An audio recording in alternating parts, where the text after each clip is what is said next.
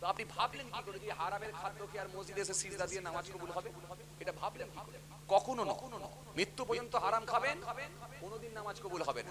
মৃত্যু পর্যন্ত হারাম খাবেন, কোনোদিন রোজা যাবে না। মৃত্যু পর্যন্ত হারাম খাবেন, তাসবিহ কাজ হবে না, আপনার তাহাজ্জুদ কাজ হবে না। মৃত্যু পর্যন্ত হারাম খেয়ে যদি বিনা তওবায় মরে, হতে পারে তওবাটাও আল্লাহর কবুল নাও করতে পারেন। আর বিনা তওবায় যদি মারা যায়, ঠিকানা তার জাহান্নাম হবে। কারণ মনে রাখবেন, হারাম খাদ্য ভক্ষণ করে মরলে জান্নাত হতে পারে না। দলিল রাসূলুল্লাহ, লা ইয়াদখুলুল জান্নাতা লাহাবুন নাবাতা মিনাশ শুতি ওয়া কুল্লু লাহাবিন নাবাতা মিনাশ শুতি কানাতিন নারু আওলা বিহি। আল্লাহ নবী বললেন, জেনে শুনে যদি এক জাররা পরিমাণ হারাম খাদ্য কেউ খেয়ে ফেলে, জেনে শুনে যদি এক জাররা পরিমাণ হারাম খাদ্য খেয়ে ফেলে, আমি নবী বলছি ওই শরীরটা জান্নাতে যাবে। আমরা তো আসল জায়গায় বুঝি না, আসল জায়গায় বুঝি না আমরা। কত চাচার বাড়িতে দেখবেন, আপনি দেখবেন এখনো বন্ধন ঢুকে আছে। কত চাচার বৌমা দেখবেন মহিলা সমিতির হেড হয়ে আছে, কথা বলে না। কত চাচা এরকম মেম্বারের আব্বা হয়ে বসে আছে, ইন্দিরা আবাসনের ঘরের টাকা খাচ্ছে। এরকম লোক আছে না নাই? সমাজে আছে না নাই? আছে। আসেন, বুঝবেন না, রাগ করবেন না।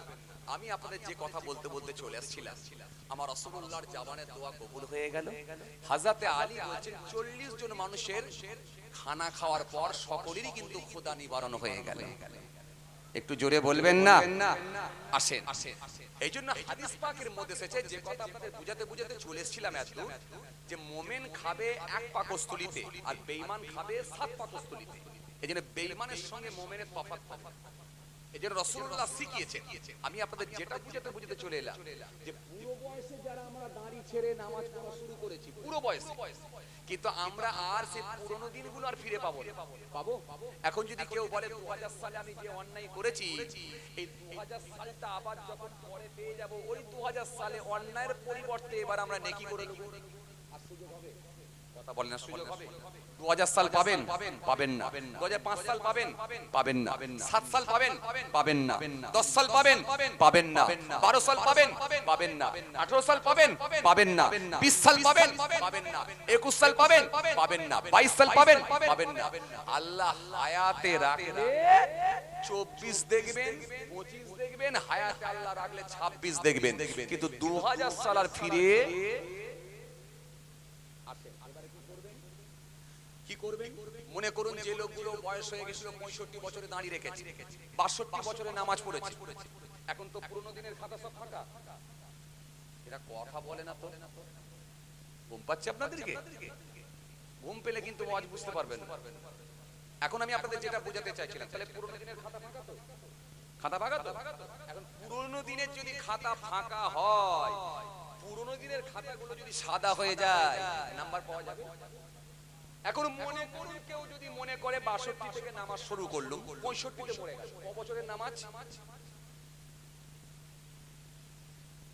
নামাজ ক বছর? জোরে বলেন, ক বছরে? 3 বছরের নামাজ নিয়ে ঢুকলো। হ্যাঁ, মনে করুন এখন 60 বছর বয়স থেকে দাঁড়িয়ে রাখা শুরু করেছে, 65 তে গিয়ে পড়েছে, ক বছরে দাঁড়িয়ে পড়লো? 5 বছর। তাহলে 5 বছরের দাড়ি আর 3 বছরের নামাজ যদি নিয়ে ঢোকা হয়, এখন পুরনো দিনের খাতা সব ফাঁকা হবে। আর কি হবে? আসেন, একটা আপনাদের সামনে সুন্দর একটা সমাধান দেব, আপনারা যদি নিতে পারেন। যেহেতু আমি রাসূলুল্লাহর কথা বলতে বলতে চলে এসেছি, আমার মনে পড়ে গেছে, রাসূল থেকে ধার করে করে আপনাকে বেশি নয়, মাত্র 10টা দোষ, রাসূল থেকে ধার করে 10টা নেকি আপনার সামনে তুলে দেব, যদি আপনি রূপে নিতে পারেন। যদি আপনি রূপে নিতে পারেন, আপনার কাজ হয়ে যাবে। 10টা করে নেকি যদি দিয়ে তুলে নিতে পারেন, মাসে কটা? ফটাফট বলেন, মাসে কটা? 300টা। মাসে যদি 300টা হয়, বছরে কটা? বলেন না চাচা, ঘাবড়াচ্ছেন কেন? 3600। এই যে 3600 নেকি বছর, আপনারা বারে বারে ওয়াজে শুনেছেন, কিয়ামতের ময়দানে একটা নেকির জন্য মানুষ পেরেশান হয়ে যাবে। হবে কি হবে? কথা বলেন, হবে কি হবে না? একটা নেকির জন্য মানুষ পেরেশান হয়ে যাবে, কিন্তু সেই দিনটা এত ভয়ঙ্কর দিন, এত কঠিন দিন হবে, সেদিনে কিন্তু কেউ কাউকে সাহায্য করবে না, কেউ কারো সাহায্য করার লোক থাকবে না। এমনকি নিজের জননী মা তার বেটাকেও কিন্তু তাকাবে না, ছেলে নিজের জননী মাকেও কিন্তু দেখবে না। সেদিনে নাফসি নাফসি হবে। একটাই কথা, আল্লাহ আমার বিচারটা যেন তাড়াতাড়ি হয়ে যায়, আল্লাহ আমার আমলনামাটা যেন ডান হাতে হয়ে যায়, আল্লাহ পুলসিরাতের পোলটা যেন আমি পার হয়ে যেতে পারি। সেদিনে যে যার নিজের চিন্তা নিয়ে ব্যস্ত হয়ে পড়বে, সেদিনে কিন্তু কেউ কারোর দিকে তাকাবেও না, কারোর নিয়ে চিন্তাও করবে না। আসেন আপনাকে আমি আরো বলি, তাহলে বছরে যদি 3600টা করে আপনি তুলতে পারেন, 5টা বছর যদি হায়াত পান ইনশাআল্লাহ, তাহলে 5 3600 ইনটু 5 কোথায় গিয়ে পৌঁছাচ্ছে ক্যালকুলেটর মেরে আপনি পরে দেখে নেবেন। আসেন আপনাকে যদি আমি দিনে 10টা করে দিই, সমস্যা আছে আপনার? সমস্যা তো আছে। বলবেন হুজুর 5 ওয়াক্তই পাচ্ছি না, আবার এক্সট্রা চাপাবে, পারি না। এই জন্যই তো হ্যাঁ না ঠিক মতো আপনারা সিদ্ধান্ত নিতে পারছেন। কথা বলে আছে না? হুজুর 5 ওয়াক্তই ঠিকঠাক পাচ্ছি না, এর উপরে যদি আপনি আবার দিনে 10টা করে চাপান, এ লোড নিতে পারি? চলেন আপনাদেরকে আমি কিন্তু খুব কষ্ট জিনিস দেব না, বিশ্বাস করেন। তাহাজ্জুদের নামাজ পড়তে মসজিদে যেতে আমি বলবো না, পারলে আলহামদুলিল্লাহ, না পারলে আপনি অন্তত রাসূল থেকে ধার করে, আপনাকে কিছু দিচ্ছি, নবী থেকে ধার করে অন্তত একটু নিয়ে যান। আসেন এক নম্বরে, তাহলে আমি যে কথা বলতে চলে এলাম, মুমিন খায় এক পাকস্থলীতে আর বেঈমান খায় 7 পাকস্থলীতে। এইজন্য মুমিনের সঙ্গে খাওয়ার কিন্তু আপনার তফাৎ হয়ে যাবে। এইজন্য একজনের খানা দুইজনের জন্য যথেষ্ট। শুনছেন আপনারা?